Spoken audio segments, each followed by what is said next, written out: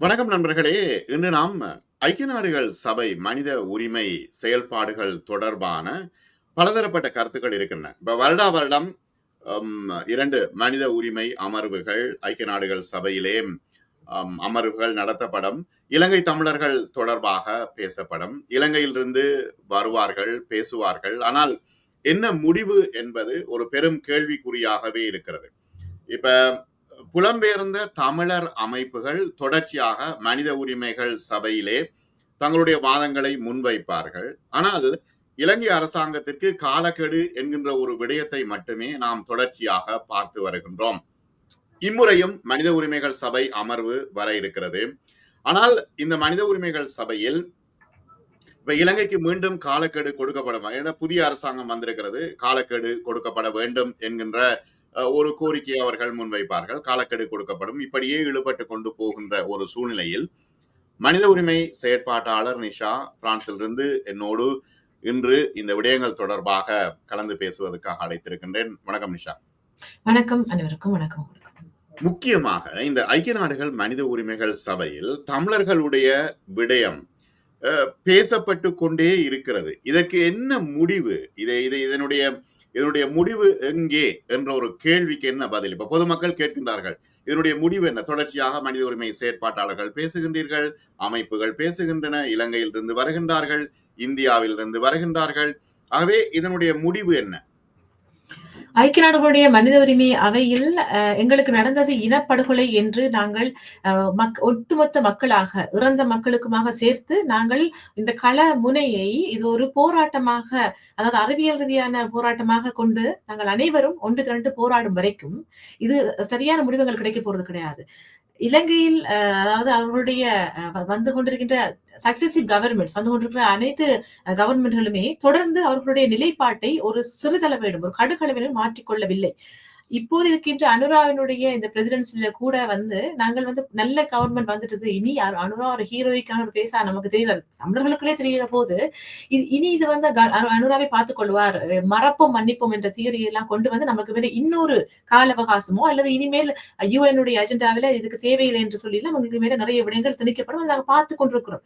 இதற்கு கூட இப்ப அண்மை காலமாக நடந்த இந்த உலக மாநாடு, வலதுகணமலாக்கப்பட்டவருடைய உலக மாநாட்டுல வந்து 15-16 நடந்ததுல முதலாவது நாள்ல இந்த ஜேவிபி கவர்மெண்டால கொண்டு வரப்பட்ட சொல்ல வேணும், ஜேவிபி கவர்மெண்டால கொண்டு வரப்பட்ட அம்மாமார்கள் வந்து முந்தைய முறை வந்த போது என்ன பேசினார்கள், இந்த முறை வந்து என்ன பேசினார்கள் பார்த்தாலே அது சிறந்த உதாரணமாக இருக்கின்றது. என்றால் அவர்கள் அப்படியே வடக்கும் கிழக்கும் வடக்கும் தெற்கும் ஒன்றிணைந்து நாங்கள் அம்மாமார்களாக ஒன்றிணைந்து நாங்கள் இதை கொண்டு போகிறோம் சொல்லும் போது வலிந்து காணாமலாக்கப்பட்ட விவகாரம், அதாவது நான் அடிக்கடி என்னுடைய பதிவுகளை சொல்லியிருக்கிறேன், இந்த வலிந்து காணாமலாக்கப்பட்ட விவகாரம் மட்டும்தான் இப்ப கடைசி தோட்டா எங்களுக்கு.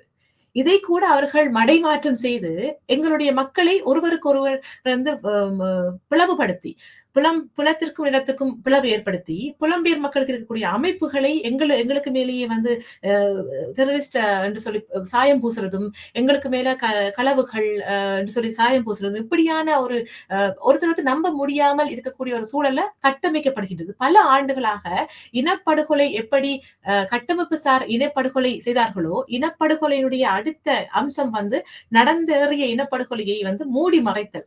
அதற்காக யாரும் மறுபடியும் குரல் கொடுக்காத வண்ணம் பார்த்து கொண்டார். அது திருப்பி வராம இருக்கிறது என்றெல்லாம் இருக்குது. இது மாதிரி இந்த செயற்பாடாளர்களை பிளவுபடுத்தி மக்களிடமிருந்து அந்நியப்படுத்தி இல்லாமல் ஆக்கப்படுகின்ற இந்த வேலைகள் தான் இப்போது நடந்து கொண்டிருக்குது. இந்த இடத்துல நாங்க 58வது கூட்டத்தொடரை 24ஆம் தேதி வருகின்ற 24 பிப்ரவரி ஆரம்பிக்க இருக்கின்றது. இது ஏப்ரல் மட்டும் ஒரு 5 வாரங்கள் இது தொடர இருக்கின்றது. ஆனால் இப்ப தொடர்ச்சியாக ஒரு விஷயம் ஒன்று பார்க்கப்படுகிறது. இப்ப தமிழ் மக்கள் ஓகே, சிங்கள அரசோடு நாங்கள் இணைந்து பயணிக்க தயார், அனுரகுமார திசாநாயக்காவின் மீது தங்களுக்கு நம்பிக்கை இருக்கிறது என்று 3 எம்பிக்களை கொடுத்திருக்கின்றார்கள்.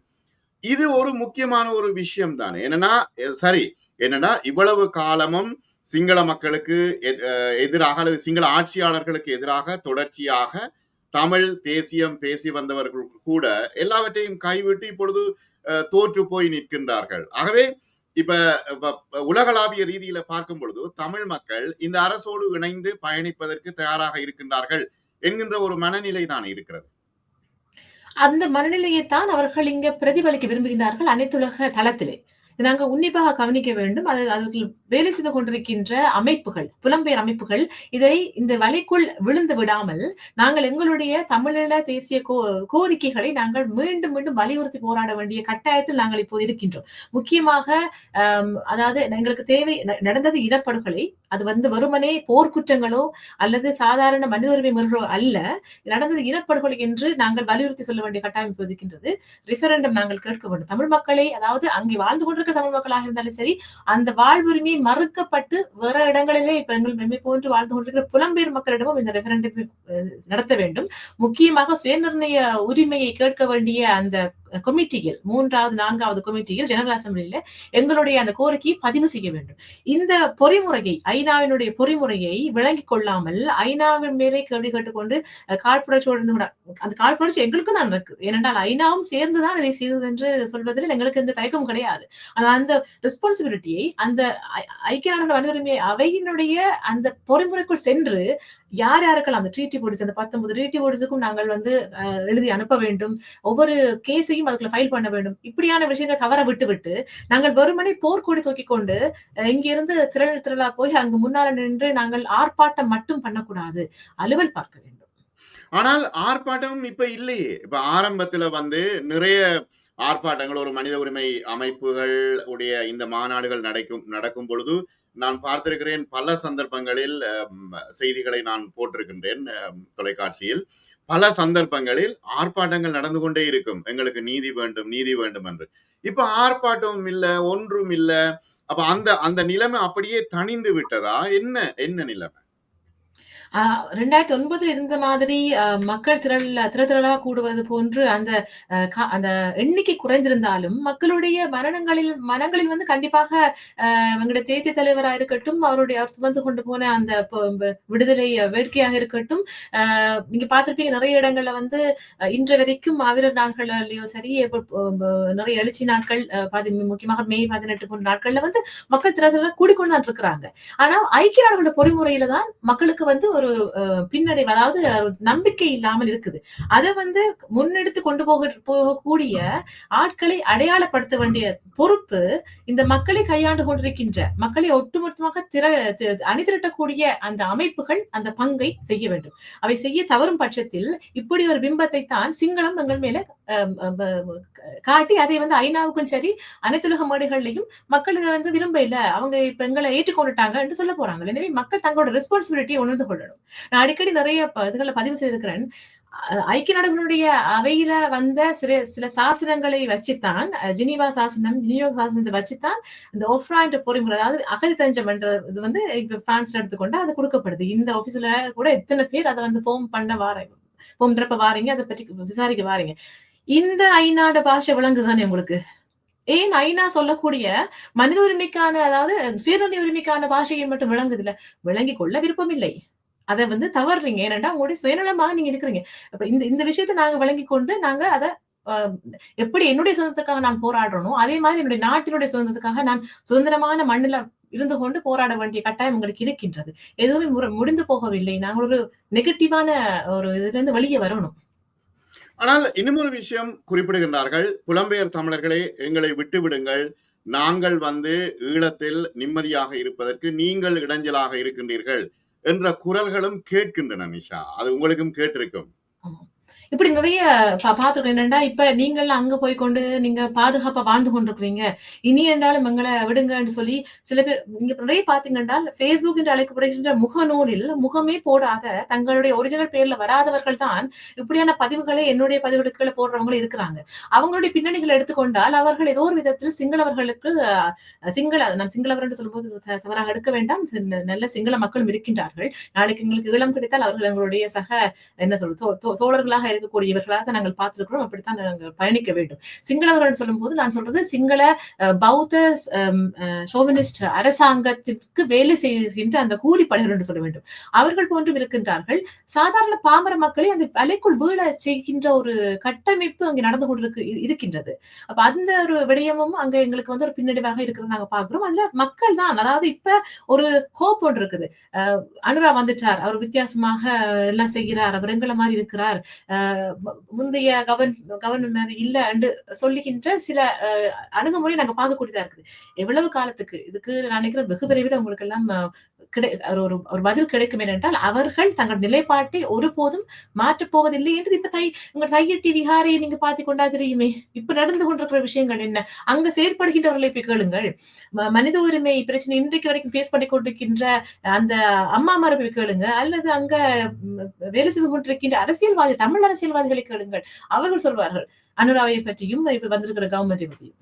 இப்ப முக்கியமான ஒரு விஷயம், ஒரு பக்கம் அனுரா தொடர்பான விமர்சனங்கள் வந்து கொண்டிருக்கின்றன. முக்கியமான ஒரு விஷயம் என்னன்னா, இப்ப உலக நாடுகள் ஒரு அஜெண்டாக்குள்ள வேலை செய்து கொண்டிருக்கும். அது நாங்கள் தொடர்ச்சியாக பார்த்து வருகின்றோம். அது மைத்ரிபால சிறிசேன, மஹிந்த ராஜபக்ஷ, கோட்டாபய ராஜபக்ஷ, ரணில் விக்ரமசிங்க, இப்பொழுது அனுரகுமார திசாநாயக்க. இப்ப எல்லா அரசாங்கங்கள் வரும்பொழுதும் அமெரிக்காவோட ரியாக்ஷன் எப்படி இருக்கிறது என்றதான் இங்க முக்கியமான ஒரு விஷயம். ஆரம்பத்துல அமெரிக்கா தான் இந்த போர்க்குற்ற விசாரணைகளை மேற்கொள்ள வேண்டும் என்கின்ற உன்னிப்பான பல விஷயங்களை முன்னெடுத்தது மனித உரிமைகள் சபையில். அதற்கு பிறகு அப்படியே தேய்ந்து தேய்ந்து தேய்ந்து தற்பொழுது ட்ரம்ப் வந்திருக்கின்றார். இப்ப ட்ரம்ப் வந்து அமெரிக்கர்களுக்கு என்கின்ற ஒரு மனநிலையிலே இருக்கிறார். ஆகவே இப்ப உலக நாடுகள் தொடர்பாக இவ்வளவு கரசனை இருக்குமா மீண்டும் அமெரிக்காவினுடைய ஃபாரின் பாலிசியில? அமெரிக்கா எடுத்துக்கோனா எங்களுடைய விவகாரத்துல இருந்து அவங்க வந்து வித்ட்ரா பண்ண ஒரு நாடாகத்தான் பார்க்க வேண்டியதா இருக்குது. ஆனா அவர்கள் எங்கள் மேல ஒரு அக்கறை எடுக்க வேண்டுமாக இருந்தால் முதல் தமிழர்கள், முக்கியமா அங்கு வாழ்ந்து கொண்டிருக்க தமிழர்கள் அந்த நாட்டு அதிபரிடம் தங்களுடைய கோரிக்கை தான் முழக்கமாக இருக்க வேண்டும். எல்லா நாட்டிலையும் அது முழக்கமாக இருக்க வேண்டும். முக்கியமாக அங்க அந்த செஷன்ஸ் நடக்கின்ற போது அங்க ஐநாவுடைய பாதுகாப்பு சபையாக இருக்கட்டும் அல்லது ஜெனரல் அசம்பிளி அந்த வந்து மன்ஹாட்டன்லாம் இருக்குது. அங்க நடக்கிற அது முக்கியமா நான் சொல்லுகின்ற அந்த 3வது கமிட்டி 4வது கமிட்டியும் அங்கதான் இருக்குது. அதுக்குள்ள நாங்கள் தமிழர்கள் வந்து அதுக்குள்ள கால் வச்சிருக்கிறோமா என்றால் இல்லை. இப்ப நாங்கள் ஒரு கடந்த வருடங்களுக்கு முன்னாக நாங்க போகும்போது ஒரு சில குழுவாக நாங்க போய் நிற்கும் போது அங்க பார்த்தா தமிழர்களுடைய பிரச்சனை துண்டாக இல்லை. அப்படி இருக்கும்போது எப்படி நாங்கள் வந்து அதாவது இன்னொரு விடயம் என்ன சொன்னால் ஒரு நாட்டை மட்டும் நாங்கள் சார்ந்திருக்க முடியாது. அமெரிக்கா என்றது ஒரு வல்லரசாக இருந்தது. இது இன்று அதனுடைய தலைகளாக நிற்கின்றது. இப்போது நாங்கள் எங்களை மட்டும் தான் நாங்க பார்ப்போம், உங்களை எல்லாம் பார்க்க எங்களுக்கு டைம் இல்லைன்ற மாதிரி அவங்களுடைய மனநிலையை மாறிக்கொண்டிருக்குது. இப்ப இருக்கிற இந்த புலோகார அரசியல் நிறைய பேர் ஜியோபொலிட்டிக்ஸ் பேசிக்கொண்டு ஆக்டிவிசத்தை விட்டுட்டு ஒரு செயற்பாட்டலாக இருக்கிறத விட்டுட்டு வெறுமனே ஒப்சர்வர்ஸாகவும் கொமெண்டேட்டர்ஸாகவும் இருக்கிறதுல எனக்கு வந்து அதுல ஈடுபாடு கிடையாது. அது ஒரு வெறுமனே நாங்கள் ஜியோபொலிட்டிக்ஸ் பேசி எங்களுடைய நேரத்தை விரயம் பண்ணுவதில் எனக்கு இது எனக்கு வந்து ஒரு ஈடுபாடு கிடையாது. ஏனென்றால் ஆக்டிவிசம் என்றால் என்னன்னு சொன்னால் மனித உரிமை தளத்துல நின்று அங்க அந்த பொறிமுறை என்ன கேட்கிறதோ அதை நாங்கள் செய்ய வேண்டும். அதாவது எழுத்துமூல அறிக்கைகள், வாய்மூல அறிக்கைகள், எந்தெந்த இடங்கள்ல வந்து நாங்கள் பதிவு செய்ய வேணுமோ அந்த கேஸ்களை பதிவு செய்ய வேணும். எந்த ஸ்பெஷல் ரிப்போர்ட்டை நாங்க அணுகப்படுமோ. இப்ப ஒரு கேஸ் எடுத்துக்கொண்டால் அதுல வந்து டோர்ச்சர் பண்ணப்படுறாங்கன்னு சொன்னா அதுல கண்டிப்பா டோர்ச்சரும் இருக்கும், ஆர்பிட்ரரி அரெஸ்டேஷன் இருக்கும், பெண்கள் கைது செய்யப்பட்ட அவங்களுக்கு பாலியல் தொல்லைகள் இருக்கும். அப்ப அதெல்லாம் ஒவ்வொரு ட்ரீட்டி பாடிக்குள்ள நாங்க வந்து அதை பதிவு பண்ணணும். அப்ப இப்படி இவ்வளவு பேருடைய கேஸும் வந்து இப்ப இங்க ஒஃப்ரால பதிவு பண்ற அட்லீஸ்ட் வந்து நான் எனக்கு அங்க உயிர் பாதுகாப்பு இல்லைன்னு சொல்லி கேட்கிறவர்களுடைய கேஸ் எல்லாம் அங்க இருக்குமா அப்படின்னு சொன்னா அது யாரும் செய்யறதுக்கு முன்வாரது இல்லை. உண்மையான கேஸ்கள் கூட முன்வாரது கிடையாது. அப்ப எங்களுடைய ரெஸ்பான்சிபிலிட்டி நாங்க கேட்கணுமே தவிர அந்த நாடு என்ன செய்யுது, இந்தியா என்ன செய்யுது, சைனா என்ன செய்யுது, முதல் நீங்கள் என்ன செய்தீர்கள் அது நாங்க கேட்கணும். அதே சமயம் இப்ப இருக்கிற சூழல்ல எனக்குமே வந்து ஐநால எவ்வளவோ இது இருக்குது, விமர்சனங்கள் இருக்குது. எங்களுக்குமே வந்து ஐநா வந்து ஒரு த்ரெட்டா இருக்குது. என்னன்னு சொன்னால் எங்களுக்கு human rights defenders under attack. அதுக்கு வந்து பாஸ்கோவினுடைய கைதியை வந்து அது எங்களுக்கு ஒரு பெரிய ஒரு மன உளைச்சல் தந்திருக்குது. அப்ப இது இந்த இடத்துலதான் நின்று கொண்டு இல்லை நாங்க இன்னுமே ஐநாவுக்கு நாங்க அந்த சிஸ்டத்துக்கு நின்று கொண்டு நாங்க போராட வேண்டியதா இருக்குது. அந்த பிணக்குகளை நாங்க விளங்கப்படுத்தணும். நாங்கள் டெரரிஸ்ட் இல்ல, நாங்கள் வந்து அதாவது சாதாரண மக்கள் ஒரு குடும்ப தலைவியா இருந்து கொண்டு ஒரு டிரான்ஸ்லேட்டரா இருந்து கொண்டு நான் இதுக்குள்ள வந்து ஒரு பெனிவலன்ட் தான் நினைக்கிறேன். பொஸ்கோ எடுத்துக்கொண்டால் இவர் இவ்வளவு காலமாக இவ்வளவு படிச்சு யுனெஸ்கோ ஸ்டாஃபா இருந்தவர். இங்க யுனெஸ்கோவினுடைய ஜெயத்த ராஜ்மா பதவியில் இருந்தவர். பரிசுல அந்த பதவியை ராஜினாமா செய்துட்டு 2008 வாக்குல அவர் கட்டமைத்த இந்த இவ்வளவு விடயங்களும் வந்து இன்றைக்கு அவருக்கே எதிராக ஐநா நிற்கும் போது ஒரு டவுட். அவங்க இவ்வளவு பெரிய ஒன்று திரட்ட நீங்கள் யாரே இந்த விளத்தையும் செய்யறீங்க, எந்த லாபமும் இல்லாம செய்யறதுக்கு வாய்ப்பு இல்லை என்று ஒரு குற்றச்சாட்டு அவர் மேல போடப்பட்டு அவர் கைது பண்ற அளவுக்கு விசாரணை மறு வைக்கப்பட்டிருக்காரு. இப்ப இன்னும் ஒரு முக்கியமான ஒரு விஷயம் என்னன்னா, இப்ப மனித உரிமை செயற்பாட்டு தமிழ் மனித உரிமை செயற்பாட்டாளர்களை பிளவுபட்டு போயிருக்கிறார்கள்.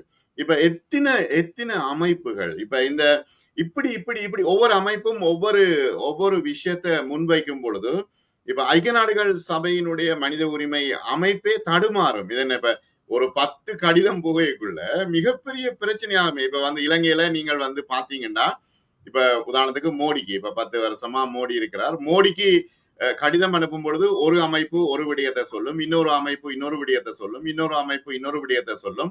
அப்ப இந்திய இந்திய ஃபாரின் பாலிசிக்கு உள்ளேயே இவங்களுடைய இந்த பிரச்சனை வராது. ஆகவே இவ்வளவு சூழ்நிலையில மனித உரிமை செயற்பாட்டாளர்கள் அமைப்புகளே ஒற்றுமை இல்லாட்டி எப்படி இதை தீர்க்கிறது? எவ்வளவு பிரச்சனை இருக்குது.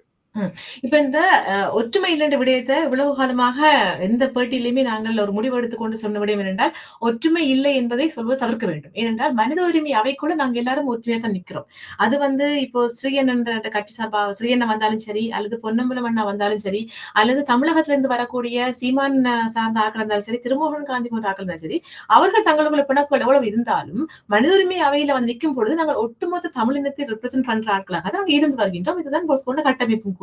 அப்ப நாங்க கேட்கிற அவ்வளவு கோரிக்கைகளுமே வந்து ஒரே விடத்துக்குலாம் இருக்குது. ஆனால் இப்ப யாரோட நாங்க ஒர்க் பண்ண முடியாது என்று சொன்னால், இப்ப யூகே கவர்மெண்ட் முன்மொழிகின்ற ஒரு உப்புச்சப்பில்லாத முன்மொழிவுகளுக்கு, அந்த ரெசல்யூஷன்களுக்கு துணை போய் கொண்டிருக்கின்ற சில அமைப்புகள், அந்த நாட்டிலே வருகிற அமைப்புகளோடு நாங்க வேலை செய்ய முடியாது. ஏனென்றால் அவர்கள் அடிமைத்தனத்தில் பழக்கப்பட்டவர்கள். நாங்கள் அப்படி இருக்க முடியாது.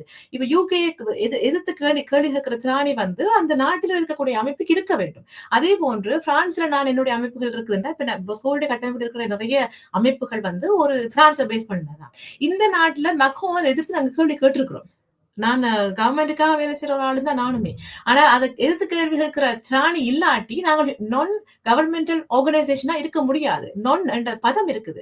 கவர்மெண்ட்டுக்கு எதிராக தான் நிக்கிறோம். அப்ப இது மக்கள் ரெப்ரசென்ட் பண்ணக்கூடிய மக்களுடைய குரலாக இந்த நேஷன்ஸ், யுனைடெட் நேஷன்ஸ், ஐக்கிய நாடுகள் ஒன்றிய இடத்துல நான் கவர்மெண்ட் ஆர்கனைசேஷனாக நாங்கள் எதிர்த்து கேள்வி கேட்கிற இடத்துல நாங்க நின்று கொண்டு அவர்கள் தருகின்ற உப்புச்சப்பில்லாத விடயங்களை நாங்க ஏற்றுக்கொண்டு வரதுக்காக நாங்க போறோம் அங்க இல்லையே. அப்ப இதை வழியா விளங்கி கொண்டு இருக்கணும். அங்க வந்து நாங்க யாரோட கைகோர்த்து வேலை செய்ய முடியாது என்று சொன்னால் எங்கள் மேல் திணிக்கப்படுற விடயங்களை வந்து நாங்க ஏற்றுக்கொள்ள முடியாது. ஏன்னா அதற்காக இவ்வளவு உயிர்களும் விலை கொடுத்துட்டு நிக்கிறோம். இதுக்காக இவ்வளவு பேர் பாடுபட்டு நிக்கிறாங்க. அப்ப அதை நாங்க உடைக்க கூடாது. அப்ப அப்படியே நான் கூட வேலை செய்ய முடியாது. இப்ப இம்முறை நடைபெறுகின்ற இந்த மனித உரிமை மகாநாட்டில் என்னென்ன விடயங்கள் முன்வைக்கப்பட இருக்கின்றன, அது எவ்வளவு தூரம் சாத்தியப்படக்கூடியதாக இருக்கிறது?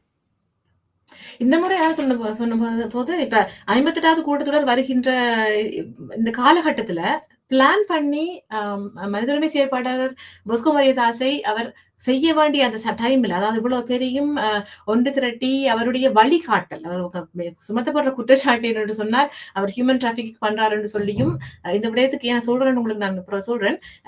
என்னோட பொஸ்கோ முடக்கிறதுக்கு பின்னால் காரணம் இதான் என்னென்றால் அவர் ஹியூமன் டிராபிக் சொல்லி குற்றம் சாட்டப்பட்டிருக்குது.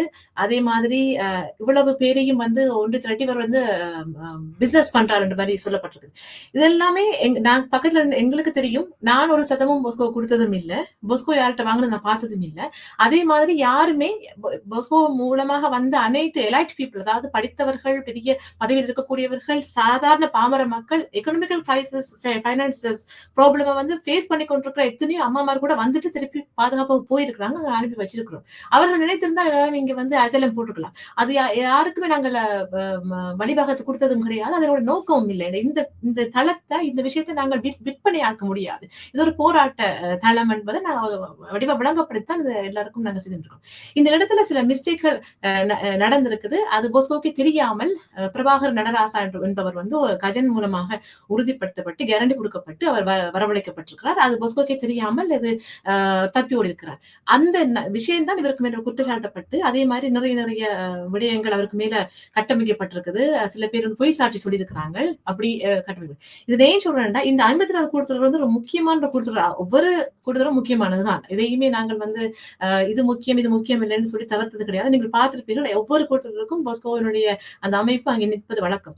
கடந்த காலமாக எங்களுக்கு பிளவுபட்டு சிதைவுற்று நாங்கள் நிக்கிறது காரணம் வந்து இது ஒரு கட்டம். இது எப்படி எங்களுக்கு நிகழ்ந்ததுன்னு யோசிச்சு பார்க்கவே எங்களுக்கு வந்து அவ்வளவு ஷாக்கா இருக்குது. பொஸ்கோ இப்ப தூக்கி உள்ள வச்ச டைம்ல இது எல்லாமே நிலைக்குலைய வைக்கிற ஒரு விஷயமா நாங்க பாக்குறோம். அப்ப ஆனா இன்னும் ஒரு விஷயம் என்னன்னா, இப்ப நீங்க சொன்னீங்க மனித கடத்தல், அதான் தமிழ் வந்து ஹியூமன் டிராபிகிங்னா மனித கடத்தல் என்ற ஒரு பாரமான ஒரு விஷயம். இப்ப இத வந்து சும்மா ஒரு அரசாங்கம் குற்றம் சாட்ட முடியுமா என்கின்ற ஒரு கேள்வி இருக்கு. ஆமா. இப்ப அந்த என்ஜிஓக்கள்ல தான் இப்ப ஒரு நபர் இல்ல. இப்ப என்ஜிஓக்கள் தான் நாங்க பேசுறது. அதையும் நான் சொன்ன இத தவற விட்டுட்டேன். அப்ப அந்த ஒரு என்ஜிஓ வந்து பொஸ்கோவினுடைய கண்ட்ரோலுக்குள்ள இருந்த ஒரு என்ஜிஓ வந்து ஹியூமன் டிராபிக்கிங்ல ஈடுபட்டிருக்கு அப்படின்னு சொல்லி ஒரு சுமத்தப்பட்டிருக்குது. அப்ப அந்த விடயத்தை யாரு கேரண்டி பண்ணாங்க, அந்த நபரை யாரு கேரண்டி பண்ணாங்க கொண்டு வந்தாங்கன்றதை வந்து நாங்க உடைக்க வேண்டியதா இருந்தது. இந்த நான் கேட்டுட்டு தான் அந்த பேரை நான் சொல்றேன். என்னுடைய பொறுப்பாளர் சொன்னாங்க, இல்ல சொல்லலாம். ஏனென்றால் இந்த வீடியோ கூட ஐநாவோட கவனத்திற்கோ இல்லாட்டி அந்த போலீஸ்ல கவனத்துக்கோ போகணும். நாங்க மறைக்கிறதுக்கு எங்கள்கிட்ட எதுவும் கிடையாது. இது உண்மையாகவே பொஸ்கோவுக்கு சம்மதம் கிடையாது. அப்ப நாங்க துணிஞ்சு நாங்க உண்மையை சொல்ல வேண்டிய கட்டாயத்துல நாங்க இருக்கிறோம்.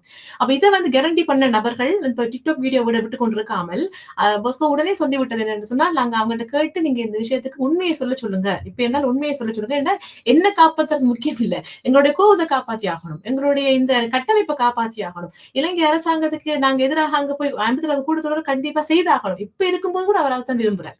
இதை கூட நீங்க முன்னெடுத்து கொண்டு போங்க, என்னுடைய கைதை முன்னெடுத்து கொண்டு போராடுங்கன்னு சொல்லி விடுறாரு. அப்ப நீங்க ஹியூமன் டிராபிக் சொல்லும் போது அது ஒரு ஆதாரம் இல்லாமல் செய்வாங்களா அப்படின்னு சொன்னா, இந்த விடயம் நடந்திருக்குது. பிரபாகர் நடராசா என்கின்ற ஒரு பாஸ்டர் சொல்லித்தான் ஃபாதர்னு சொன்னாங்களா, அது பாஸ்டர்.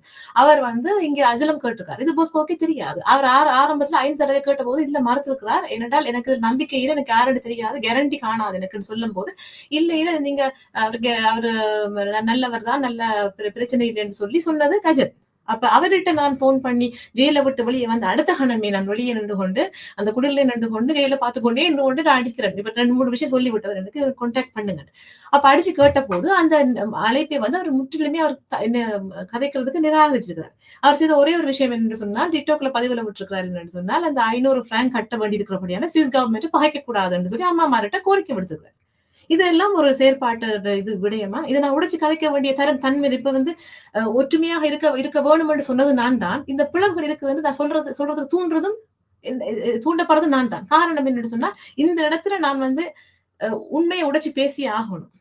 என்னென்றால் இது வந்து ஒரு நபரை உள்ள பிடிச்சு வச்சிருக்காங்க. எந்த ஒரு ஆர்பிட்ரரி அரெஸ்டேஷனா பாக்குறோம். என்னன்னா ஒரு ஜெனீவாவினுடைய வளாகத்துல, அது வந்து மனித உரிமை அவையினுடைய வளாகமும் இல்ல, இது வந்து ஜெனீவால ஒரு ஹோல்ல நடந்த உலக மாநாடு, 2வது உலக மாநாடு வலது காணாமலாக்கப்பட்டிருக்காங்க.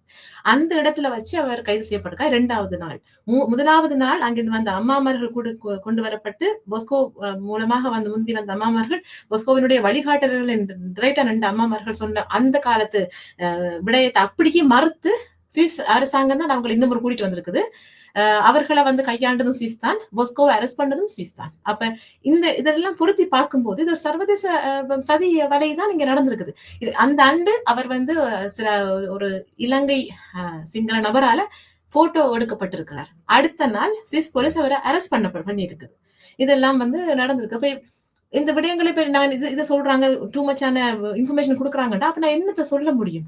மக்களுக்கு தெரியப்படுத்த வேண்டிய சில விடயங்கள் இருக்குது. இது பொஸ்கோவினுடைய வேண்டுகோளும் கூட. அவர் வந்து இப்ப இன்னொரு விஷயம் என்னன்னா, இப்ப சுவிஸ் அரசாங்கம் ஏன் இவ்வளவு தூரம் இலங்கை அரசாங்கத்தை காப்பாற்ற நினைக்கிறது அல்லது இலங்கை அரசாங்கத்துக்கு உதவி செய்கிறது என்று நாம் யோசிக்க வேண்டாம். தமிழ் மக்கள் காயப்பட்டிருக்கின்றார்கள், தமிழ் மக்கள் முள்ளிவாய்க்காலில் அழிக்கப்பட்டிருக்கின்றார்கள், அதற்கான மனித உரிமை செயற்பாடுகள் நடைபெற்றுக் கொண்டிருக்கின்றன. அந்த விஷயங்கள் ஒரு பக்கம் ஓடிக்கொண்டிருக்க, ஏன் சுவிஸ் அரசாங்கம் இவ்வாறான ஒரு மனநிலையில் இருக்கிறது? இப்ப இலங்கை அரசாங்கத்தை காப்பாற்ற வேண்டிய ஒரு தேவை என்ன இருக்கிறது சுவிஸுக்கு? இது வந்து சுவிஸினுடைய தேவை. அதான் சொல்லுவேன், நாங்க எழுதின வாய்மூல அறிக்கை, எழுத்துமூல அறிக்கைகளை கூட மனித உரிமைகள் அவை வந்து, அதாவது உலகத்துல ஒரு மெக்காவாக, மனித உரிமைகளுடைய மெக்காவாக பார்க்கக்கூடிய ஐநா சபை இருக்கின்ற இடம் வந்து சுவிஸ் தான். இந்த வசனங்கள் பாவித்து நாங்களுடைய அந்த அரசாங்கத்துக்கும் சரி, அந்த ஐநா செயற்பாட்டாளர்களுக்கும் முக்கியமா அந்த ட்ரீட்டி போலீஸ்ல நான் எழுதியிருக்கிறோம். போன முறைகளே நாங்கள் பக்கமாக எழுதி போட்டுதான். அப்ப உங்களுடைய பொறுப்பு இருக்கிறது. இதுல வந்து நீங்க தயவு செய்து இலங்கையினுடைய டீப் ஸ்டேட் பாலிசியினுடைய ராஜதந்திரத்துக்கு விழுந்து விடாதீர்கள் என்று நாங்கள் கேட்டிருக்கிறோம். அதான் திருப்பியும் நாங்கள் இப்ப சொல்ல வேண்டியிருக்குதுன்னு சொன்னா, அவர்கள் இது சுவிஸ் அரசாங்கத்தினுடைய பிழை கிடையாது. இது வந்து அதாவது பௌத்த பேரினவாத ஸ்ரீலங்கா அரசால் நடத்தப்படுகின்ற ஒரு விடயம். இது வந்து சுவிஸ் அவர்கள் பாவிக்கிறார்களே தவிர, சுவிஸ் அவங்க சரியான முறையில் கையாளுறாங்க. ஐநா பொறிமுறை அவங்க வடிவா கையாளுறாங்க. நாங்க தான் தவறுறோம். சுவிஸ குற்றம் சாட்டில நாங்கள் ஐநாவை நாங்க அலர்ட் பண்றோம். இப்படி ஒரு விஷயம் அதான் நடக்குது. இப்ப அரசாங்கத்தினுடைய லொபி வந்து நல்லா வேலை செய்யுது. நீங்க வந்து ஒவ்வொரு கட்டங்கள்லயும் மாட்டுப்பட்டு இருக்கிறீர்களா என்கின்ற ஒரு கேள்வி இல்ல வருவீங்க. ஆமாம், ஏனென்றால் நாங்கள் களப்போராளிகளா இருக்கிறோம். நாங்க அதாவது இப்ப இப்படி அட்டாக்கள் வரும்னு தெரிஞ்சு தானே வந்திருக்கிறோம். உள்ள போடுவாங்க. இது என்னென்றால் இப்ப பயந்தா நாங்க வந்து சண்டையான சட்டங்களை தவறுன்னு சொல்லுவாங்க தானே. அது மாதிரி இப்ப பயந்து கொண்டிருந்தால் சரி வராதானே. அப்படின்னா நாங்க வெள்ளைக்காரன் சொல்றதுக்கெல்லாம் தலையாடிட்டு வர்றதுக்காக போறோம் இல்லையே. என்ன தூக்கி உள்ள போட்டுருவாங்க. நான் அப்படி சொல்ல கதைக்க கூடாதுன்னு சொல்றதுக்காக நான் போறேன் இல்லையே. அதுக்கு அப்படி நிறைய பேர் அங்க போயிட்டு 30 வருடங்களாக ஒன்றுமே செய்யாமல் இருந்தவர்கள் இருக்கிறாங்க. நீங்க பார்த்திருப்பீங்க அவர்கள. அதுக்காக நாங்க ட்ரெயின் பண்ண படையில. பொஸ்கோ எங்களுக்கு அக்சஸ் ஆறதோ, இல்ல எங்களுக்கு ஃபோன் பண்றதோ, எத்தனை இளைஞர்கள, எத்தனை பேர 18 வயசு இருந்தா போதும் அவர்கள் உள்ள கொண்டு போயிருவாரு. என்னன்னு சொன்னா, நீங்க இத படிங்க. நான் எப்படி படிச்சு வந்தனோ, அதே மாதிரி நீங்க இத படிச்சு வந்து நீங்க எங்களோட மக்களுக்கு இத அறியப்படுத்துங்க. இது உங்களுடைய மொழி புலமையை இங்க பாவிங்க. 6 மொழிகள் அங்க வந்து ஒபிஷியல் லாங்குவேஜா இருக்குது. அராப்ல கூட எங்களுடைய தமிழீழத்துக்கான கோரிக்கையை நாங்க முன் வச்சிருக்கோம்னு சொன்னா, நீங்க யோசிக்கவும் எவ்வளவு தூரத்துக்கு நாங்க வேலை செய்திருக்கிறோம். ரஷ்யன் மொழியில நாங்க பேசியிருக்கிறோம். ஸ்பானிஷ்ல பேசியிருக்கிறோம். மேண்ட்ரின்ல மட்டும் அதாவது சைனீஸ்ல மட்டும் தான் நாங்க இது வரைக்கும் பேசுறேன்னு சொல்லி ஒரு குறை இருக்குது. மற்றபடி நாங்க செய்ய வேண்டிய எழுத்துமூல அறிக்கைகளும் சரி, வாய்மூல அறிக்கைகளும் சரி, நாங்க ஒரு கின்னஸ் ரெக்கார்ட் செய்யற அளவுக்கு நாங்க வந்து ஒர்க் அவுட் பண்ணியிருக்கிறோம். எனவே இத அதாவது நாங்கள் நீங்க தடுக்கப்படுறீங்களான்னு சொன்னா நிறைய எங்களுடைய இடர்பாடுகள் எங்களுக்கு வாரது காரணம் என்னன்னு சொன்னால், இலங்கையினுடைய ராஜதந்திரம் அங்க நல்லபடியாக வேலை செய்து கொண்டிருக்குது. நிறைய 8000 பேருக்கு மேற்பட்ட ஆட்கள் அவங்க உலகளாவிய ரீதிகளை பணியமர்த்தி வேலை செய்து கொண்டிருக்காங்க. அவங்களுக்கு ஒரு ஐடி டீம் இருக்குது, நிறைய டீம்கள் இருக்குது. எங்களுக்கு நிறைய அமைப்புகள் இருக்குது. ஆனா ஐக்கிய நாடுகள் பொறிமுறைக்குள்ள யாரு ஒழுங்கா வேலை செய்றாங்கன்னா, அதை அடையாளம் காண்றதுக்கு வந்து ஆட்கள் பத்தாதுன்னு சொல்லுவாரு. இல்ல என்னன்னா, இப்ப தமிழர்கள்ல வந்து புத்திஜீவிகள் இருக்கின்றார்கள், லோயர்ஸ் நிறைய பேர் பணம் படைத்தவர்கள் இருக்கின்றார்கள். எப்படி இப்ப ஆரம்ப காலத்துல இப்ப விடுதலை புலிகள் இருந்த காலத்துல எப்படி வேலை செய்தார்களோ, இப்ப அதை விட பன்மடங்கு வேலை செய்யக்கூடிய புத்திஜீவிகள் இருக்கிறார்கள். ஆனால் ஒவ்வொருவரும் விட்டு விலகி விலகி விலகி விலகி அந்த மக்களை அனாதைகளாக்கி விட்டார்கள் என்ற ஒரு மனநிலை இருக்கிறது. அதற்கு காரணம் தான் சொல்றேன் என்னன்னு சொன்னால், இப்ப வார செயற்பாட்டாளர்கள பிழையும் இல்ல, மக்கள் மேலேயும் பிழையும் இல்ல.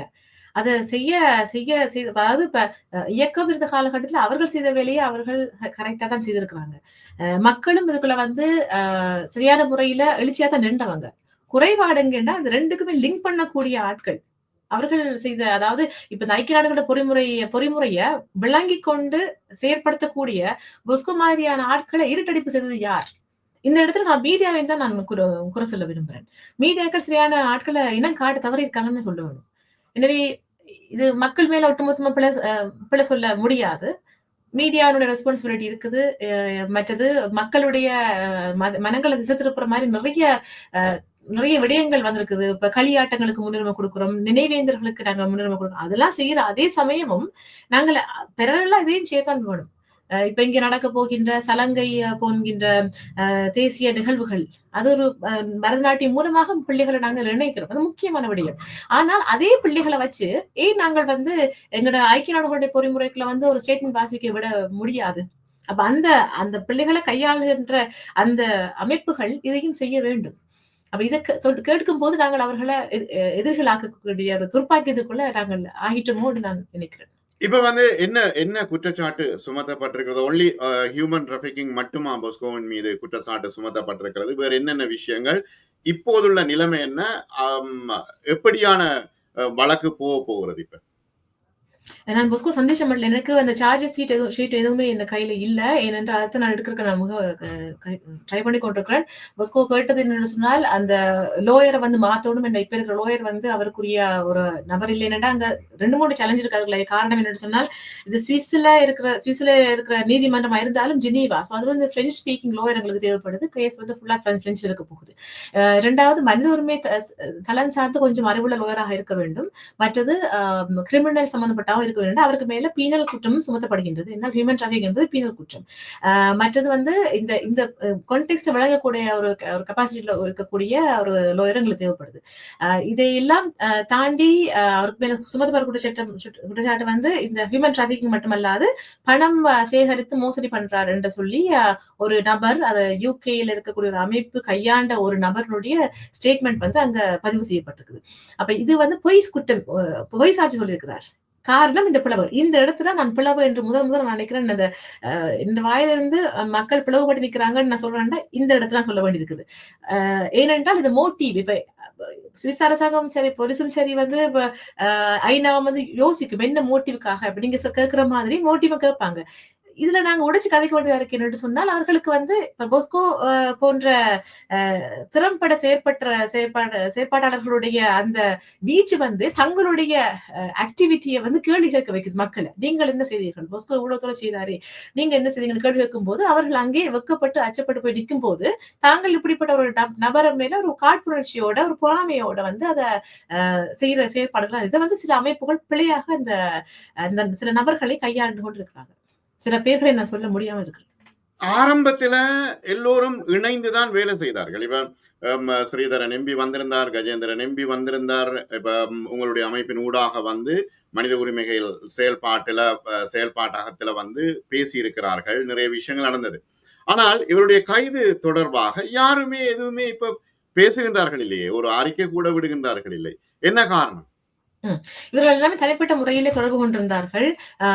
இப்ப கூட நீங்க உங்களோட இதுக்கு இன்டர்வியூக்கு வர்றதுக்கு முன்னுக்கு நான் சொல்லியிருந்தேன், கொஞ்சம் லேட் ஆகுது. காரணம் என்னென்றால், இந்தியாவில இருந்து நிறைய செயற்பாடுகள் முக்கியமான தளத்துல இருக்கக்கூடிய இயக்கத்து ஆட்களாக இருக்கட்டும், அரசியல்வாதிகளா இருக்கட்டும், தொடர்புக்கு வருகிறார்கள். அதே சமயம் இலங்கையில் இருந்த எல்லா ஆக்டிவிஸ்டுமே வந்து கிட்டத்தட்ட தொடர்புக்கு வந்து கேட்டிருந்தாங்க. உலகத்துக்கு நிறைய கனடால இருந்து, ஆஸ்திரேலியா இருந்து எல்லாருமே விழிப்புணர்வா இருக்கிறாங்க.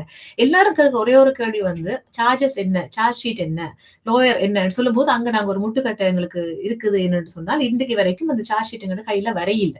அதுக்கு வந்து இப்ப நாளையோட தான் அந்த ஒரு மாத காலம் முடிய போகுது. இப்ப 3 மாத தடுப்பு மறியெல்லாம் வைக்கப்பட்டிருக்கு. விசாரணை என்று பேர்ல எந்த ஒரு இதுவுமே குற்றம் எதுவுமே அவருக்கு மேல வந்து நிரூபிக்கப்படாமல் விசாரணை முறையெல்லாம் வச்சிருக்காரு. நிரபராதி என்று சொல்லி கூட அவர் வெளியே வரதாரு. இந்த 3 மாச காலம் அவரை உள்ள வச்சு அவருடைய மைண்ட் டார்ச்சர் பண்ற அளவுக்கு அவங்க அவரோட மைண்ட சிதைக்கிற அளவுக்கு அவங்களுடைய எய்ம் இருக்குது. முக்கியமாக இந்த காலகட்டத்தை சூஸ் பண்ணதுக்கு காரணமே வந்து அந்த 58வது கூட்டத்தொடர் நடக்கக்கூடாது. அதுக்கு முதல் செய்ய வேண்டிய வேலைகள் 10ஆம் தேதி பிப்ரவரி மாதம் வரைக்கும் எடுத்துமுறை அறிக்கைகள் அனுப்ப வேண்டிய டைம். அந்த போஸ்கோனுடைய பங்கு வேறு ப்ரொஃபசர்ஸ்மாருடைய பங்கு இருக்குது. போஸ்கோனுடைய அந்த செயற்பாட்டை முறிக்கிறதுக்காகத்தான், முறியடி செய்வதற்காகத்தான் இந்த காலகட்டம் சூஸ் பண்ணப்பட்டது. இல்லாட்டி 2015ஆம் ஆண்டு நடந்த விஷயத்தையே இப்ப அவங்க கொண்டு வர வேண்டும். அப்ப இதுக்கு பின்னால வந்து நீங்க பார்த்து கொண்டிருக்கிறவர்கள் நினைக்க கூடும், இல்லை உண்மையாக இவர் காசு வாங்கியிருப்பார், ஹியூமன் டிராபிக் செய்திருப்பார் என்று நினைப்பார்கள். அப்படி என்றால் ஏன் அந்த டைம்ல செய்யல? இது மக்கள் தான் வெளிப்படைய வேண்டும் உண்மையாகவே. பெண் மேல காழ்ப்புணர்ச்சிகள் இருக்கலாம், போஸ்கோ மேல காழ்ப்புணர்ச்சி இருக்கலாம். இன்று நடக்கின்ற காலகட்டத்துல வந்து நாங்க பார்த்து கொண்டோம்னால் இலங்கை அரசாங்கத்தினுடைய அந்த என்ன சொல்றது, அந்த தாக்குதலை நாங்கள் உணர்ந்து கொண்டு நீங்க எங்களை எல்லாரையும் பாத்தீங்கன்னா இது நல்லதுன்னு நினைக்கிறேன். இது இனத்துக்கு எங்கட தமிழினத்துக்கு மேல வந்திருக்கிற ஒரு அட்டாக் இது. ஆனால் இப்ப இன்னும் ஒரு விஷயத்தை நாங்க இங்க நோக்க வேண்டும். என்னன்னா, இப்ப என்ஜிஓ ஆக நீங்கள் பதிவு செய்திருக்கிறீர்கள். ஆகவே வந்து நீங்க அரசாங்கத்துல இருந்து பணம் வாங்குகின்றீர்கள். இப்ப பணம் வாங்கி உங்களுடைய செலவுகளை இப்ப என்ஜிஓ எப்படி நடக்குதுன்றது தெரியும். ஒரு சேரிட்டி ஆர்கனைசேஷனா நடக்குது. ஆனா அப்ப அரசாங்கம் நினைக்குதா நீங்க வந்து அவர்களுக்கு கட்டுப்பட்டு இருக்க வேண்டும் அப்படி என்று நினைக்குதா? முதலாவதாக நாங்கள் எந்த அரசாங்கத்திலிருந்து காசு வாங்கினது கிடையாது. ஏனென்றால் அப்படி நாங்கள் வாங்கிவிட்டால் அவர்களுக்கு கட்டுப்பட வேண்டி வந்துருமோ என்ற பயத்துல கூட நாங்கள் எந்த ஒரு நான் எத்தனை தடவை போஸ்கோ இதை கேட்டிருக்கிறேன். உண்மையா சொல்ல போனா நாங்கள் சில இடங்களுக்கு நாங்கள் பணம் பெற்றுக்கொண்டு பிள்ளைகளை அந்த பஸ்ல கொண்டு போற விஷயம் செய்யலாம். இல்ல பிறகு அவங்களுக்கு நாங்க எல்லாத்துக்கும் நான் கணக்கு காட்டி கொடுக்கணும். அவங்க சொல்ற இடத்துல இருக்கணும். அவங்க சொல்றது இப்ப இந்த முறை வந்த சுவிஸ் எம்பசியால கொண்டு வரப்பட்ட என்ஜிஓக்களை கொண்டு வரப்பட்ட, அதாவது சுவிஸ் அரசாங்கங்களுடைய பிளஸிங்ஸோட கொண்டு வரப்பட்ட அந்த அம்மாமார் வந்து என்ன சொல்லிட்டு போனாங்க, இதே எங்களுக்கு சிறந்த உதாரணமா இருக்குது. அப்ப அதே மாதிரிதான் எங்களையும் ஒரு விஷயத்துக்குள்ள கொண்டு பிளாக் பண்ணுவாங்கன்றதுக்காகவே நாங்கள் கஷ்டப்பட்டாலும் பரவாயில்லை என்ற எல்லாத்தையும் எங்க தலையில எடுத்துக்கொண்டு நாங்க போய் கொண்டிருக்கிறோம். இப்படி எல்லாம் நாங்க இருப்பாங்களான்னு கூட சில பேர் வந்து நினைக்கலாம். அப்படி எல்லாம் ஒரு இதே சுத்தியோட வேலை செய்யறதுக்கு ஆக்கள் இருக்காங்களான்னு சொன்னால் ஆம், இருக்கின்றார்கள். பிரபாகரனுடைய பிள்ளைகள் இன்றும் உயிரோடு தான் இருக்கிறார்கள். அவர்களை தயவு செய்து இனம் கண்டு கொள்ளுங்கள். போலிகளை பார்த்து மயங்குகின்ற நீங்கள் எங்களை இனம் கண்டு கொள்ளுங்கள். மிக நன்றி நிஷா. இவ்வளவு நேரமும் பல முக்கியமான விஷயங்கள், ஐக்கிய நாடுகள் மனித உரிமைகள் சபை என்னுடைய செயல்பாடுகள், போஸ்கோவினுடைய கைது தொடர்பாக பேசினீர்கள். உங்களுடைய நேரத்திற்கு நன்றி. மீண்டும் ஒரு நேர்காணலில் சந்திப்போம். வணக்கம். நன்றி, வணக்கம்.